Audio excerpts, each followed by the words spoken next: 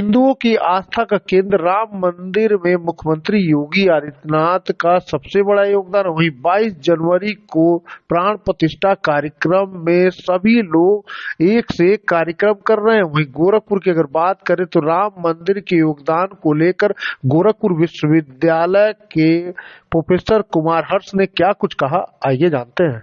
और आज जब राम जन्मभूमि में 22 जनवरी को प्राण प्रतिष्ठा का अवसर आ गया है, तो अगर इस पूरे वक्फे का अगर आप इतिहास देखें तो इसमें श्री गोरक्षपीठ की बड़ी हर जगह हर अहम मौके पर उसकी मौजूदगी दिखाई देती है। और ये कम से कम जो गोरक्षपीठ है उसके 6-7 महंतों ने लगातार अलग अलग समय पर छोटे या बड़े प्रयास किए। ये सिलसिला 1855 से 1855 से मुखर तौर पर हमारे सामने है, जब महंत गोपाल दास हुआ करते थे। और अब उसी परंपरा के महंत योगी आदित्यनाथ, जो इस समय उत्तर प्रदेश के मुख्यमंत्री भी हैं, उनके कार्यकाल में ये प्राण प्रतिष्ठा का अवसर आ रहा है। इसमें बहुत सारे मौकों पर, जैसे अगर हम ये कह लें कि 1949 में जिसको कहा जाता है कि रामलला का प्राकट्य हुआ था, यानी जब लोग कहते हैं कि वहां पर मूर्तियां प्रकट हुई थी, 1949 का वो आंदोलन महंत दिग्विजयनाथ ने लीड किया था। इसके बाद अगर हम आगे के महत्वपूर्ण मौकों को देखते हैं, 1984 और 1986, इन सब मौकों पर सभी महत्वपूर्ण अवसरों पर महंत अवैधनाथ वहां पर मौजूद रहे हैं। और ये भी संयोग देखिए कि अब जब शीर्ष कोर्ट का फैसला आया, सुप्रीम कोर्ट का फैसला आया, तब भी योगी आदित्यनाथ मुख्यमंत्री थे, और वहां पर विकास के बाद आज प्राण प्रतिष्ठा होने जा रही है, तब भी योगी आदित्यनाथ मुख्यमंत्री हैं। तो हम ये कह सकते हैं कि लगातार जितनी भी महत्वपूर्ण तारीखें रही हैं या महत्वपूर्ण मौके रहे हैं, वहां पर गोरक्षपीठ से इसका कहीं ना कहीं उसकी मौजूदगी रही है। मेरा दूसरा सवाल ये था कि महंत गोपाल दास ने राम मंदिर आंदोलन में क्या भूमिका निभाई? देखिए, महंत गोपाल नाथ जो थे, उनका समय माना जाता है कि 1855 में वो महंत थे गोरक्षपीठ के, और उनकी बड़ी प्रतिष्ठा थी। भारत के स्वाधीनता आंदोलन में भी उनका बड़ा कंट्रीब्यूशन था। तो चूंकि ये गोरक्षपीठ एक शुरू से ही श्री राम जन्मभूमि आंदोलन के जो 500 साल का इतिहास है, अगर आप देखिए तो अलग अलग मौके पर उसमें हिंदुत्ववादी जो ताकतें हैं उनको एकजुट करने के लिए या हिंदू समाज को एकजुट करने के लिए इस पीठ की बहुत अहम भूमिका रही है। महंत गोपाल दास के बारे में ये कहा जाता है कि उस जमाने के 2 क्रांतिकारी जो स्वाधीनता आंदोलन में अलग अलग समय पर काम कर रहे थे या साथ में काम कर रहे थे, अमीर अली साहब थे और बाबा रामचरण दास थे। तो रामचरण दास जी अगुवाई कर रहे थे इस आंदोलन की। अमीर अली साहब और बाबा रामचरण दास के साथ उन्होंने संवाद स्थापित किया और दोनों में ये एक सहमति बनी। अमीर अली साहब का ये मानना था कि ये जो राम जन्मभूमि का मसला है, ये हिंदुओं को सौंप देना चाहिए था, ये जगह सौंप देनी चाहिए, क्योंकि इसका एक प्रमाण है, ये आस्था से जुड़ा हुआ है। तो ऐसा लगता था कि इन दोनों की अगुवाई में इस मामले का हल हो जाएगा। लेकिन अंग्रेजों ने इस आंदोलन को खत्म करने के लिए या स्वाधीनता आंदोलन को हैम्पर करने के लिए उन्होंने इन दोनों क्रांतिकारियों को फांसी दे दी, और जिसकी वजह से ये जो सुलह की स्थिति बन रही थी या जो आपसी सद्भाव से इसका हल हो रहा था, वो टल गया। मैं ये जानना चाह रहा था कि अगर हम बात करें महंत दिग्विजयनाथ की, तो राम मंदिर आंदोलन में क्या अहम भूमिका उनकी रही, क्या काम किया उन्होंने? देखिए, महंत दिग्विजयनाथ 1937 में उन्होंने हिंदू महासभा ज्वाइन की थी, अगर आपको याद हो, और उसके बाद से उन्होंने अपना ये ध्येय ही रखा था कि वो अलग अलग मूवमेंट के जरिए हिंदू समाज को एकजुट करें और जितने भी आंदोलन हैं उन सब में अपनी पूरी ऊर्जा दें। इसी प्रक्रिया में उन्होंने श्री राम जन्मभूमि आंदोलन के साथ भी अपना मोबिलाइजेशन का काम शुरू किया था। और अगर हम लोग बहुत विस्तार में न जाएं तो 1949 जब कहा जाता है कि 22 और 23 दिसंबर 1949 को जब उस जन्मभूमि में माना जाता है कि रामलला का प्राकट्य हुआ, तो उस समय वहां 9 दिन से आंदोलन चल रहा था और 9 दिन से पूजा उपासना चल रही थी। वहां पर महंत दिग्विजयनाथ जी की मौजूदगी थी और उन्होंने ही बहुत सारे करपात्री महाराज और जो राजा बलरामपुर थे इन सारे लोगों के साथ मिलके और इस आंदोलन को लीड किया था।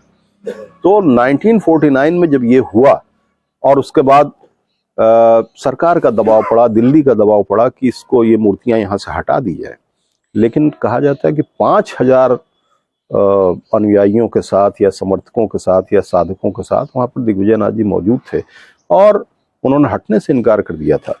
उसका परिणाम ये हुआ कि सरकार को ये कोई फोर्सफुल एक्शन नहीं वो ले पाई और वहां पर ये हो गया कि भाई अब इनकी पूजा आराधना का जो है वो सिलसिला जारी रहेगा, आरती वगैरह जारी रहेगी। तो दिग्विजयनाथ का ये एक बड़ा रोल है, महंत दिग्विजयनाथ का, कि इस प्राकट्य के समय उनकी खुद की मौजूदगी और उसके बाद भी उस मूवमेंट को उन्होंने लीड किया। महंत अवैधनाथ ने 1984 से राम मंदिर आंदोलन की अगुवाई करते हुए कितने काम किए? देखिए, महंत अवैधनाथ का व्यक्तित्व बहुत ही विशाल और बहुत उदात्त था। उनका जो सबसे बड़ा योगदान माना जाता है वो ये कि एक समय पर उन्होंने दलितों के साथ सहभोज या जो अस्पृश्यता थी उसके खिलाफ उन्होंने बढ़त एक पहल की। मंदिरों में अछूतों को प्रवेश नहीं किया जाता था, दलित जातियों को प्रवेश नहीं दिया जाता था, तो इन सब के खिलाफ बड़ा एक प्रभावशाली उन्होंने मुहिम चलाई थी। 1984 में जब एक बार फिर से राम जन्मभूमि आंदोलन बढ़ा और आकार लेने लगा था, तो आमतौर पर यह माना जाता है कि गोरक्षपीठ एक शैव साधना का केंद्र है। गोरक्षनाथ शिवावतारी कहे जाते हैं, लेकिन अपने कार्यों से महंत अवैधनाथ शैव और वैष्णव सभी प्रकार के साधु समाज में बहुत ही स्वीकार्य थे, बहुत ही लोकप्रिय थे। और इसीलिए जब उन्होंने ये राम जन्मभूमि आंदोलन का जब मुक्त यज्ञ समिति बनी, उसके अध्यक्ष बनाए गए, तो इनका जो सबसे बड़ा योगदान था कि उन्होंने देश भर के साधु संतों को एकजुट किया। 1986 में धर्म संसद, जिसमें 10 लाख लोग से ज्यादा इकट्ठा हुए थे, और इसके अलावा जो एक कर्नाटक में उडुपी में एक जो दूसरी धर्म संसद हुई थी, उसमें कहा जाता है कि 700 से भी ज्यादा अलग अलग संप्रदायों के साधु संत इकट्ठा हुए थे। तो पहली बार व्यापक हिंदू समाज को या उसके शीर्ष आचार्यों को जोड़ने वाले महंत अवैधनाथ थे। उनकी एक बड़ी मास अपील थी, समाज में भी थी, समाज के विभिन्न वर्गों में भी थी, साधु संत समाज में भी थी। और 1984 से लेकर और लगातार जब तक वो सक्रिय रहे, तब तक उन्होंने इस आंदोलन के लिए अपने आप को होम कर दिया। जब राम जन्मभूमि आंदोलन के लिए जब कार सेवा का भी ऐलान हुआ था, तब भी वहां पर महंत अवैधनाथ की मौजूदगी थी और उन्होंने इसको लोगों को एकजुट किया था। राम जन्मभूमि पर शिलान्यास एक दलित से करवाकर अवैधनाथ ने कैसे राम मंदिर आंदोलन को सर्व समाज का आंदोलन बना दिया? देखिए, जैसे मैंने अभी थोड़ी देर पहले बताया कि महंत अवैधनाथ जी का एक जो बड़ा योगदान है वो ये है कि उन्होंने जो एक कुप्रथा चली आ रही थी कि मंदिरों में आप दलित जातियों को प्रवेश नहीं देते थे, पुजारी नहीं बनने देते थे, पूजा अर्चना का अधिकार नहीं देते थे, तो ये इसके खिलाफ सबसे पहले और सबसे प्रभावशाली लड़ाई जो है वो महंत अवैधनाथ जी ने ही लड़ी थी। और वो समझ रहे थे, दो बातें बहुत महत्वपूर्ण है। राम जन्मभूमि आंदोलन के समय ही मंडलवादी आंदोलन भी चल रहा था। भारत में दो तरह के आंदोलनों का सामना कर रहा था। मंडल आंदोलन व्यापक हिंदू समाज को अलग अलग जातियों में देख रहा था और वो जातीय अस्मिता के उभार का समय था। लेकिन अवैधनाथ जी ये बात जानते थे कि अगर इस मंदिर के आंदोलन को व्यापक हिंदुत्व का आंदोलन बनाना है तो सभी जातियों को एकजुट करना होगा और आपको दलितों में या जो पिछड़े वर्ग हैं उसमें आपको एकजुटता का संदेश देना होगा। तो जो दलित कामेश्वर चौपाल थे, जिनके हाथों से उन्होंने ये शिला रखवाई थी, नींव पूजन कराया था, वो दलित थे। और सचमुच इसका एक बड़ा फायदा हुआ कि सबने इस आंदोलन को अपना आंदोलन मान लिया। ये पूरे हिंदू समाज का आंदोलन बन गया। गोरखपीठ के महंत अवैधनाथ ने किन किन सरकारों में राम मंदिर के निर्माण के लिए कोशिश की? देखिए, 1984 से इस आंदोलन की कमान प्रत्यक्ष तौर पर उन्होंने संभाल ली थी। और उसके बाद से जब तक वो रहे 2014 तक, तब तक उन्होंने खास तौर पर जो 1992 का कार सेवा का आंदोलन था, ऐसा कहा जाता है और इतिहास में ये चीजें दर्ज हैं कि उन्होंने उस समय की सरकारों के साथ लगातार संवाद बनाया। उन्होंने जब इसकी कार सेवा का ऐलान किया था या उससे पहले भूमि पूजन का जो ऐलान किया था, तो उन्होंने ऐसा नहीं था कि वो सिर्फ ऐलान करके रुक जाए। उन्होंने बाकायदा सरकारों के साथ संवाद किया, पीवी नरसिम्हा राव से मुलाकात की। बूटा सिंह जी नहीं चाहते थे कि ये शिलान्यास हो जाए, सबसे उन्होंने संवाद किया और इसको एक रचनात्मक आंदोलन की तरह दृढ़तापूर्वक इसको जारी रखा। योगी आदित्यनाथ ने राम मंदिर निर्माण की निगरानी में जो अभूतपूर्व काम किया है, उसकी आख्या आप कैसे करेंगे? देखिए, हम लोग इस बात की चर्चा लगातार कर रहे हैं कि इस आंदोलन से गोरक्ष पीठ का बहुत ही गहरा और लगातार रिश्ता रहा है। गोरक्ष पीठ के अगर हम महंतों को बारी बारी से देखें, खासतौर पर पिछले 3 जो पीठाधीश्वर हैं, दिग्विजयनाथ जी आक्रामक हिंदुत्व के विचारक थे और उन्होंने हिंदू समाज को बहुत आक्रामक ढंग से एकजुट किया और बहुत ही उनका एक प्रभावशाली किस्म का समय था। महंत दिग्विजयनाथ जी एक समरस और उदात्त स्वभाव के थे। उन्होंने अपने आप को आंदोलन से पीछे तो कभी नहीं किया, पर वो सर्व समाज को जोड़कर इस आंदोलन को आगे बढ़ा रहे थे। महंत योगी आदित्यनाथ की छवि शुरू से ही, जब सबसे कम उम्र के सांसद बने या गोरखपुर में 5 बार जब सांसद रहते हुए, उनकी छवि ऐसी बनी कि एक ऐसा व्यक्ति जो हिंदुत्व और विकास दोनों की बात करता है और साथ साथ बात करता है, इन दोनों को एक दूसरे का पर्याय भी बना चुका है।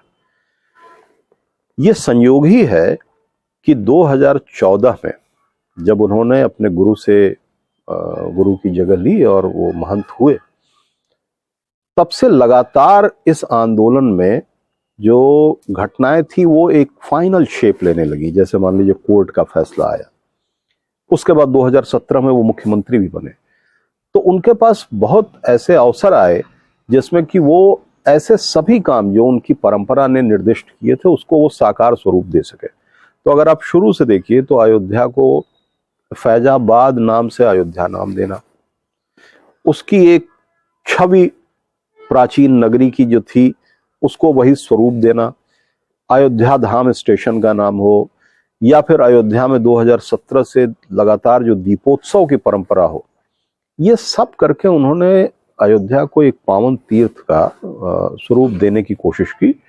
और मुख्यमंत्री के तौर पर भी उन्होंने अयोध्या को एक धार्मिक या पर्यटन या आध्यात्मिक पर्यटन के नजरिए से एक बहुत ही महत्वपूर्ण शहर बनाने के लिए बहुत सारी, मतलब करोड़ों की योजनाएं दी।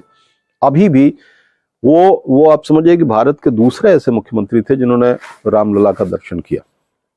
एक समय में लोग बड़ा परहेज करते थे। अपने कार्यकाल के पहले 2.5 साल में उन्होंने 18 बार अयोध्या का दौरा किया। तो वो ये कहते भी थे कि अयोध्या मेरा दूसरा धाम है। और छोटी बड़ी चीजें, सारी चीजें उनकी निगरानी में हुई। जब मंदिर का निर्माण शुरू हुआ तब भी, और आज जब प्राण प्रतिष्ठा होने जा रही है तब भी वो मुख्यमंत्री के तौर पर भी वहां उपस्थित रहेंगे। और इस आंदोलन को जो पूर्णता प्रदान करने का जो मौका आएगा, उस समय भी वहां पर गोरक्ष पीठ का नेतृत्व करेंगे।